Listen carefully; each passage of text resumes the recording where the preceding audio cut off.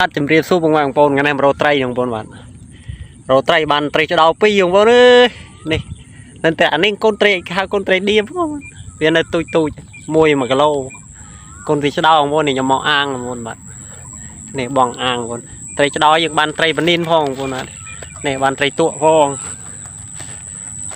កូនត្រីតក់កូនបនីន2ថ្ងៃណាធំបងអត់បានទេបងប្អូនបាទនេះមកអាងយើងបងប្អូនបានត្រីប៉ុណ្ណាបងប្អូននេះបានត្រី4 5រោតហងវិញមិនរោភ្លៀងទៀតហើយបាទកុំភ្លេចជួយ like ជួយ share អ្នកធ្វើវីដេអូឲ្យមកមកឲ្យយើងបាទជួយ like share ផងឲ្យមានកម្លាំងចិត្តធ្វើតទៅមុខទៀតបងប្អូនបាយបាយ